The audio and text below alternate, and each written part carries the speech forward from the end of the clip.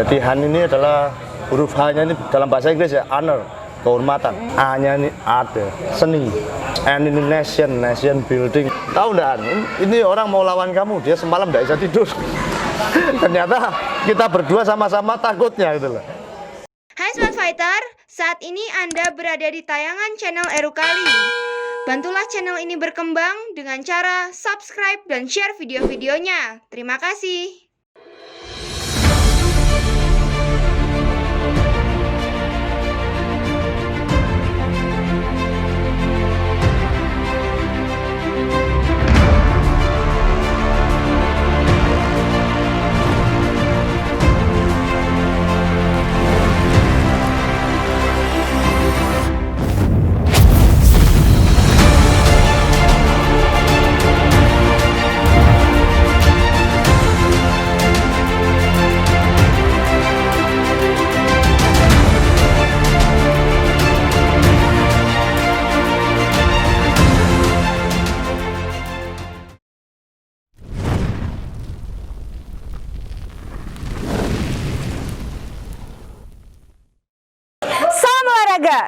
Hai Smart Fighter, jadi sekarang Eruka sudah sampai di depan Han Academy Fighting Indonesia. Langsung aja yuk kita berbincang-bincang untuk mengenal lebih lanjut tentang profil Han Academy Fighting Indonesia ini. Jangan lupa untuk like, subscribe, dan aktifkan tombol loncengnya untuk selalu mendapatkan update-update terbaru dari channel Eruka. Kapan pertama kali Master mengikuti kompetisi bela diri Real Fighting? Kalau pertandingan di usia berapa ya dulu? Mungkin usia saya 13 tahun. Itu pertama kali ikut? Pertama kali ya, walaupun pertandingan kecil-kecilan gitu. Waktu itu di Magelang sering mengadakan, di Kelenteng waktu itu, mengadakan semacam persis yang kita lakukan hari ini. Sparring, mengundang semua praktisi bela diri yang ada, datengin semua. Kebetulan waktu itu ada wasit yang datang, yang memperkenalkan Wushu Sanda waktu itu, dari Semarang. Cuma agak sadis juga, karena apa? Nggak pakai matras, nggak pakai peralatan pelindung, hanya boxing glove. Itu sudah main. Setiap minggu acaranya, gila itu. Saya juga kalau mikir suruh ngulang lagi, mikir juga itu. Di lantai, bener-bener lantai, bener. Pukul-pukulan, bantingan, tendangan, segala macam main. Setiap minggu saya ikut terus. Tampaknya tempat itu yang membentuk saya. Jam terbangnya jadi tinggi. Kadang-kadang saya sehari fight bisa 4 kali. Wow. Masih kuat, oke main lagi, ayo main lagi. Masih kuat, cari lawan lagi, main lagi. Nah itu membangun. Nah sehebat apapun kepelatihan ya, si atlet ini sehebat apapun kalau dia jam terbangnya belum banyak, Sama percuma. di arena tetap lain lah. Contoh Muay Thai, kenapa Thailand begitu hebat? Mereka dari umur sangat muda sudah naik ring terus. Dan saya pernah di Bangkok beberapa bulan ya. Ternyata kejuaraan Muay Thai di sana itu ada setiap hari. Setiap hari. Bukan cuma setiap minggu, setiap hari ada kompetisi. Dan ini tidak bisa dianggap remeh. Dalam arti mereka membangun benar-benar mesin tempur yang luar biasa. Dan jumlah atlet di Thailand, atlet profesional itu kira-kira mungkin ada sekitar 7 jutaan. Bayangkan dibandingkan kita, atlet profesional kita cuma berapa di Indonesia? Itu yang profesional. Paling kita cuma ada 3.000 mungkin. Iya. Sana tuh 7 juta. Bayangkan. Semuanya hobi berantem.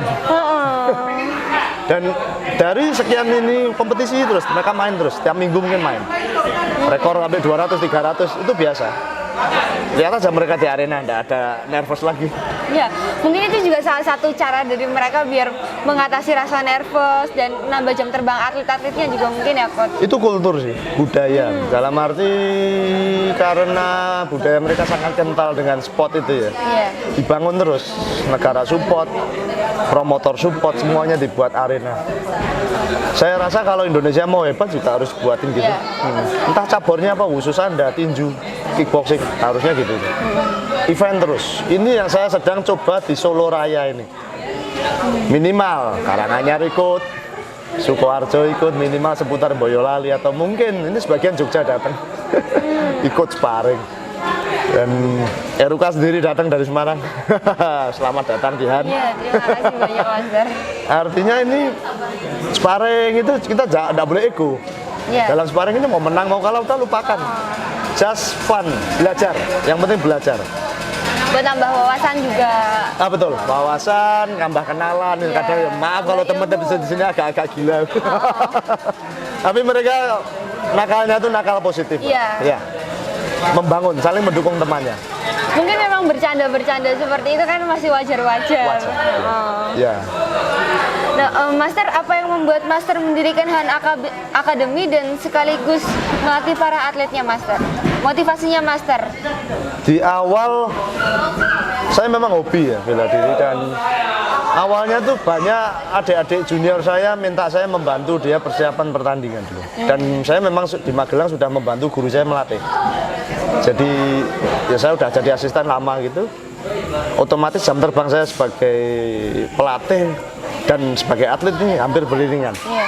Saya masih tanding, saya juga bantu melatih, tanding, bantu melatih. Lama-lama kan feel-nya sebagai pelatih pun tumbuh. Iya. Feel-nya untuk membangun si fighter, membangun atlet segala macam tumbuh. Sekian tahun, nggak bisa diomong. Jadi peran saya ini luas, sebagai pelatih ya, sebagai guru ya, sebagai bapak ya, ini anaknya banyak banget di sini. Sebagai sahabat ya, kadang-kadang kalau si murid ini usianya sudah mirip mungkin dengan saya, sudah hubungannya sudah seperti teman. Iya. Nggak harus gitu, kadang-kadang si atlet ini ada masalah, saya harus berperan sebagai sahabat juga. Jangan sebagai, kadang-kadang kalau saya berperan dari bapak, dia tidak jujur nanti masalahnya. Mungkin malu, tapi kalau udah sahabat dan welcome. Ya, jadi saling-saling terbuka, kita cari solusinya. Terus, dan waktu itu almarhum ibu saya ya juga ngomong gini, sudahlah kamu tidak usah kok mikiri kerjaan lain-lain, turuti aja bakatmu ini kamu jadi. Dia bilang. Almarhum mama saya sebelum meninggal dulu cerita, ngomong gitu ke saya, keras itu ngomongnya. Dan tidak usah aneh-aneh, kerjakan ini seriusnya, bener-bener 100%. Fokusin. Iya. Ya saya jalankan dan ternyata memang benar. Tampaknya ini takdir saya mungkin. Karena kan sebenarnya segala sesuatu yang difokusin itu kan pasti jadi. Iya, seperti tadi saya sudah briefing tentang konsistensi. Iya. Ya. Tekun aja. Awalnya memang enggak selancar ini. Kadang ada kesalahan. Pasti saya ada suka duka lah, kok. Banyak. Banyak. Saya mulai belajar, ikut seminar, belajar terus. Banyak orang asing kadang datang. Ya saya berangkat langsung. Dari mana tuh? Ini petarung nih. Ngajar di Amerika, ngajar di sana udah lama, terus berkunjung ke Indonesia. Saya langsung datang di Bali, Jakarta. Saya datangi. Ini benar ada pelatih gulat hebat mana? Waktu itu datang mengajar di Jambi. Saya datang langsung. Belajar ke sana. Nanti ada tim sport apa lagi yang hebat, saya selalu ikut. Cabur baru apapun, kalau memang ini ada orang hebat mengembangkan lagi, membuat seminar, saya pasti ikut. Dan karena apa? Itu menambah wawasan. Iya. Nambah wawasan, dan kadang-kadang yang kita nih mungkin ya sudah merasa jago di sini, wah tanding mulai menang-menang, takutnya besar kepala, jago kandang nanti. Iya. Padahal dunia ini luas. Dunia luas, tidak ada batasnya juga. Luas sekali. Nanti kita belum fight dengan teman-teman dari negara-negara lain, Eropa, Asia Timur dan lain sebagainya, Rusia mungkin. Benar banget.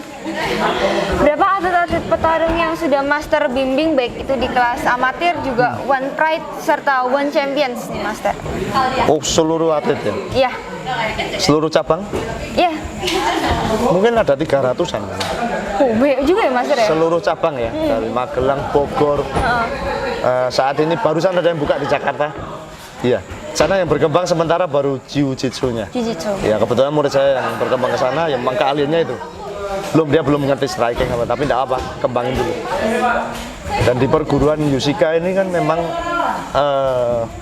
cabangnya banyak. Jadi kalau kita waktu kumpul perguruan gitu, wah besar sekali jumlahnya. Dan mereka rata-rata hobi fight semua. Tanding kalau level-level awal amatir gitu mereka pasti ikut main semua. Itu kan istilahnya cuma itu dari dasarnya ya Master. Buat misalkan mereka mau main ke One Pride itu dasarnya yang paling utama dulu. Mereka harus ikuti amatir kan. Saya rasa itu penting ya, tadi seperti Iya. saya bilang jam terbang. Penting, Iya. Jam terbangnya ini sering kompetisi, sering sparring, Iya. dan latihan yang benar kontinu. Jadi ini. Dan itu butuh keseriusan kita untuk mengawasi. Kadang gangguan kanan kiri banyak. Gangguan fokus itu loh. Iya. Banyak sekali. Kita harus benar-benar kontrol itu. Iya. Master boleh diceritain nih suka duka dalam melatih atlet-atlet di Hand Academy ini apa aja Master? Tantangan di awal jelas, waktu itu kita belum banyak pendukung, kita masih sendirian jalan. Dari segi sarana pembiayaan waktu itu ya masih sangat-sangat kurang.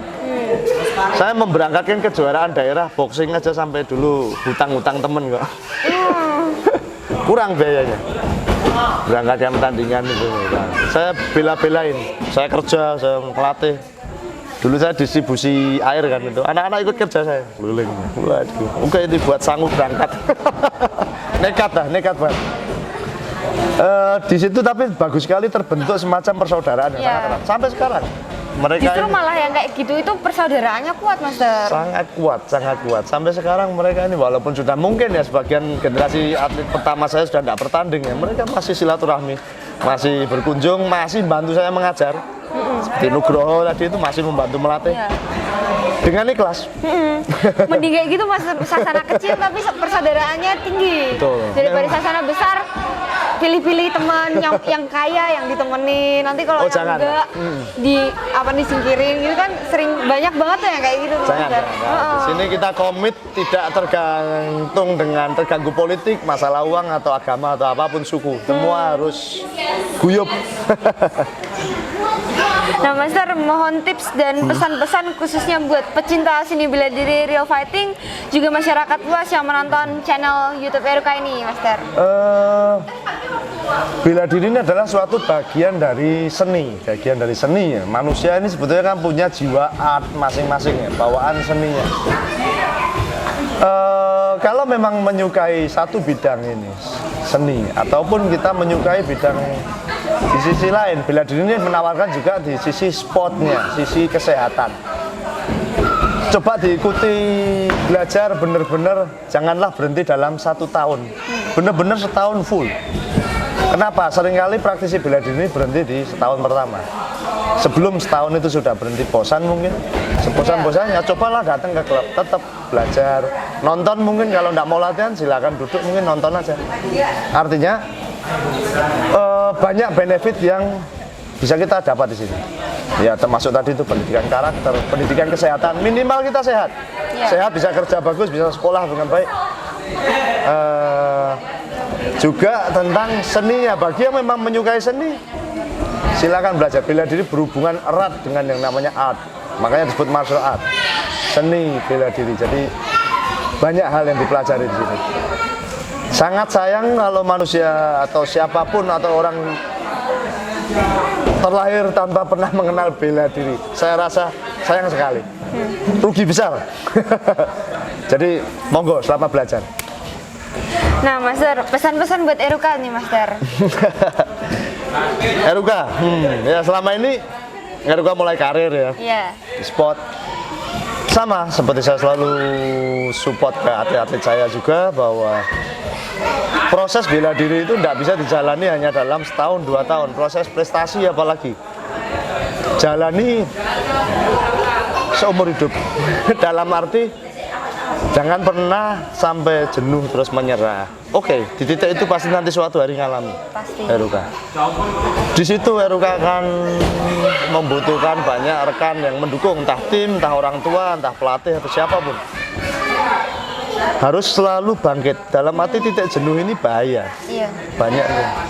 Saya sendiri pernah mengalami itu sampai 5 kali. Menyatakan berhenti bela diri, menyatakan berhenti kompetisi. Tapi entah gimana kok saya selalu kembali lagi. Saya punya guru yang hebat, selalu memotivasi saya, ya support. Saya terakhir yang bilang berhenti, guru saya cuma ketawa. Alah, paling dalam sebulan juga you kembali. Karena apa? Beliau udah tahu saya begitu, sudah dalam hal jiwa saya, seninya sudah sangat-sangat mendalam di sini. Tidak mungkin akan Mungkin berhenti. sudah mendarah daging sama master ya. Bisa. Dan itu saya rasa Eruka pun sudah jenis karakter yang seperti itu, benar-benar udah serius. Tapi kejenuhan itu akan selalu ada. Jadi kita harus menyadari itu. Ya, seperti saya bilang, mungkin ambil break dulu tidak apa-apa, rekreasi dulu lah, menjalankan kegiatan lain, tapi tetap positif ya. Dan kembali lagi dengan bertahap dulu pelan-pelan, nanti akan bangkit lagi. Dan seringkali bangkit lagi ini akan lebih bagus. Selalu orang yang terpuruk kalau dia mau bangkit itu seringkali kayak orang kayak narik pegas dulu, kan mundur dulu. Setelah itu dia melenting jauh, jangkauannya melebihi semuanya. Dan itu sering terjadi tanpa disadari. Apapun itu Eruka, ya nikmati aja prosesnya. Iya. Selalu komit dalam berlatih, hormati guru, hormati orang tua, itu penting sekali. Jalankan dengan kedisiplinan 100%. Jadi yakin ya. Amin. Terima kasih banyak ya Master atas informasi dan pesan-pesan yang sangat bermanfaat banget buat Eruka ke depannya, dan terima kasih juga buat pesan-pesan yang tadi udah Master sampaikan buat masyarakat yang menonton video Eruka ini juga dan khususnya yang pecinta seni bela diri. Ya. Nah, itu dari Smart Fighter, berbagai perbincangan Eruka bersama Master Yohan Mulia. Semoga kegiatan ini bisa bermanfaat, memberikan motivasi dan edukasi yang sangat-sangat bermanfaat untuk kita semua. Terima kasih Master Yohan udah berbaik hati buat berbagi pengalaman dan informasi buat Eruka dan masyarakat luas. Semoga Master Yohan sehat selalu dan diberikan kesuksesan dalam setiap perjalanannya yang tentunya dengan Han Academy Fighting Indonesia ini. Terima kasih.